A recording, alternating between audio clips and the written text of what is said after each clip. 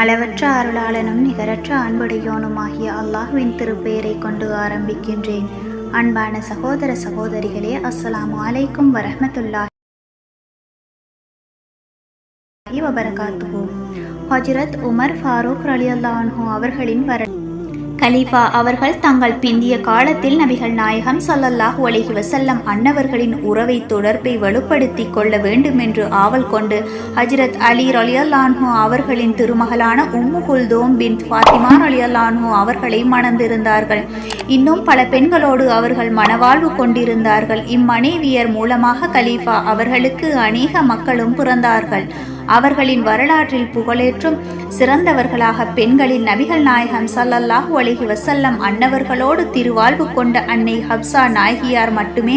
ஆண்களில் ஹஜ்ரத் அப்துல்லாஹ் ரலியல்லாஹு அன்ஹு அவர்கள் மாபெரும் ஹதீஸ் அறிவிப்பாளராக விளங்குகின்றார். ஹஜ்ரத் அபூ ஹுரைரா ரலியல்லாஹு அன்ஹு அவர்களை அடுத்து நபிகள் நாயகம் ஸல்லல்லாஹு அலைஹி வஸல்லம் அவர்களின் அருள் மொழிகளை அதிகமாக அறிவித்தவர் இவர்களே ஆவார்கள். ஹஜ்ரத் உபைதுல்லாஹ் ரலியல்லாஹு அன்ஹு அவர்கள் மிகச்சிறந்த வீரராக திகழ்ந்தார்கள். மூன்றாவது ஹஜ்ரத் ஆசிம் ரலியல்லாஹு அன்ஹு அவர்கள் ஆழ்ந்த ஞானியாக திகழ்ந்தார்கள்.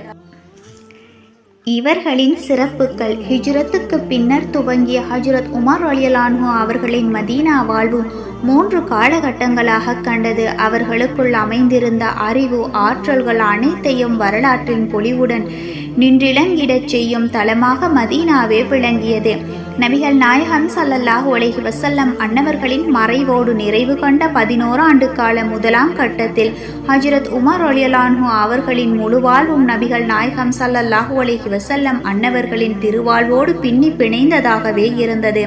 நபிகள் நாயகம் ஸல்லல்லாஹு அலைஹி வஸல்லம் அன்னவர்களின் அரசியல் நிர்ணயங்கள், அறிவியல் ஆய்வுகள், சமுதாய அமைப்பு முறைகள், போர் பணிகள் முதலிய அனைத்துமே ஹஜ்ரத் உமர் ரலியல்லாஹு அன்ஹு அவர்களை கொண்டு களை கட்டின. பெருமைக்குரிய அத்திருச்சந்தினத்தில் ஹஜ்ரத் அபூபக்கர் சித்திக் ரலியல்லாஹு அன்ஹு அவர்களின் தகுதியே எஞ்ஞான்றும் முன்னதாயிருந்தது. நபிகள் நாயகம் ஸல்லல்லாஹு அலைஹி வஸல்லம் அன்னவர்கள் ஹஜ்ரத் உமர் ரலியல்லாஹு அன்ஹு அவர்களின் எண்ணங்களின் பாலும் ஆழ்ந்த கண்ணோட்டம் கொள்பவர்களாகவே இருந்தார்கள்.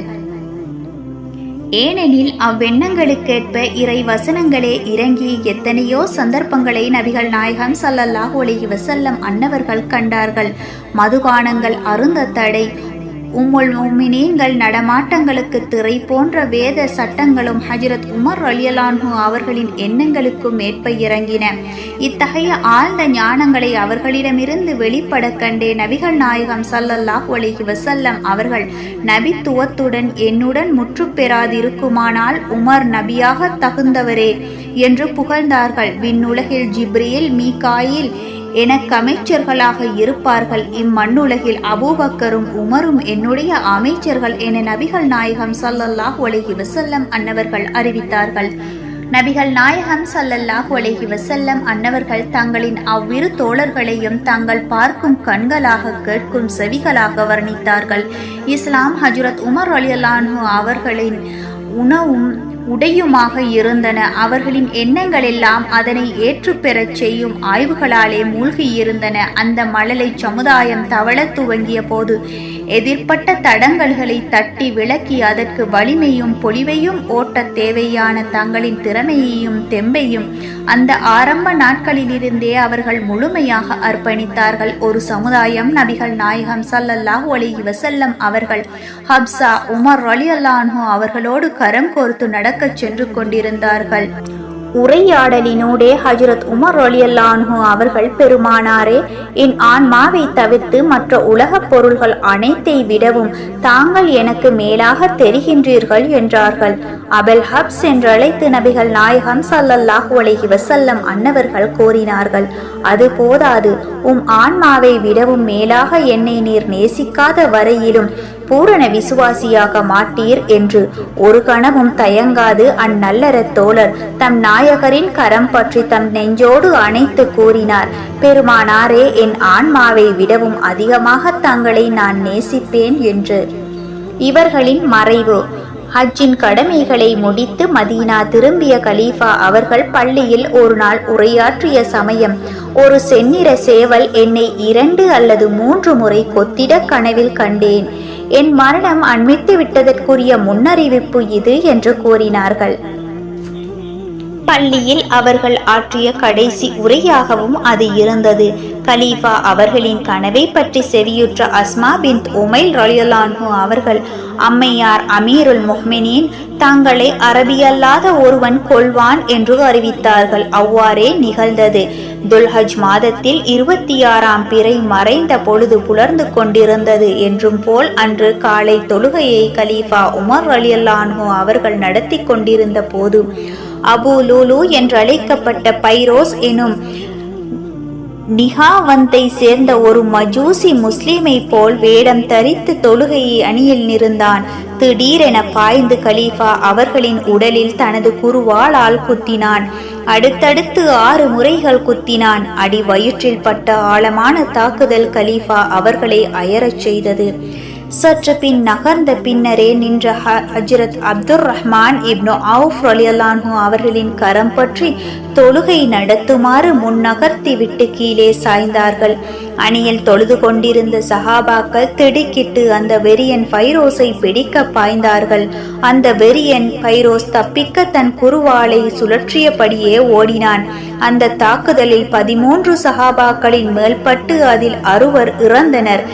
இறுதியாக ஓர் ஈராக்கிய வீரர் முரட்டு துணியை அவன் முகத்தில் மேலாக வீசி அவனை பிடித்து விட்டார்.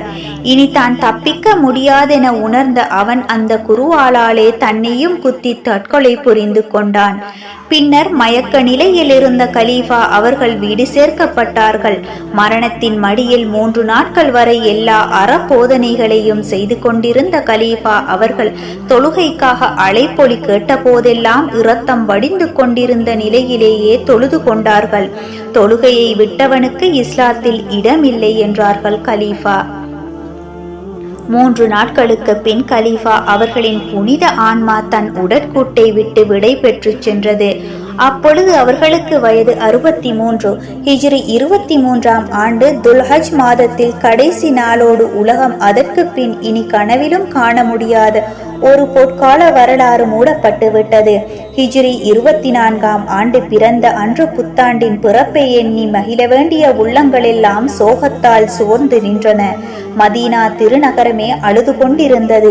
எந்த எல்லை வரை செய்தி பரவி சென்றதோ அந்த இஸ்லாமிய உலகமே அழுதது.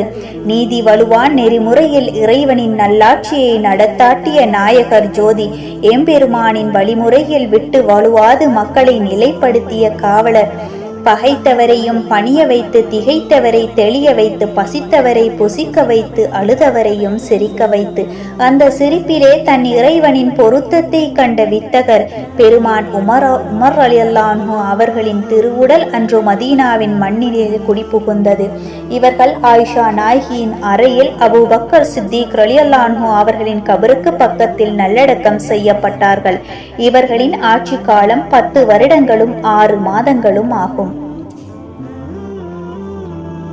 இதே போல நல்ல பல இஸ்லாமிய தகவல்களை அறிந்து பயன்பெறுவதற்கு எமது சேனலை சப்ஸ்கிரைப் செய்து தொடர்ந்தும் எம்மோடு இணைந்திருங்கள். வஸ்ஸலாம் சகோதர சகோதரிகளே.